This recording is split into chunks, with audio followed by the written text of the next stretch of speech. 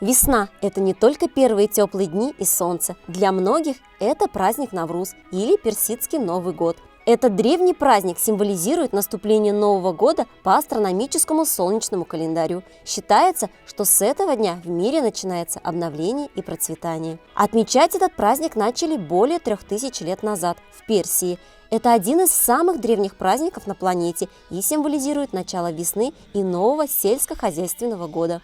Праздничный особенный день, который люди стараются провести позитивно и отмечают его массово. Широко и красочно встретили с песнями, играми и народными танцами этот праздник и жители нашего района в парке Акуль. Атмосфера мира, добра и единства, яркие костюмы, хорошее настроение и, конечно же, ожидание долгожданной весны. Наступление весны и новой жизни. Пшеница как один из символов этого праздника. На Навруз принято накрывать богатые столы. Считается, что чем больше на столе будет угощений, тем веселее и богаче будет год. Угостить гостей чаем, а затем обязательно плотно накормить. На стол в этот день принято ставить различные сладости, а главное блюдо – плов. Полакомиться этим праздничным блюдом собралось немало желающих.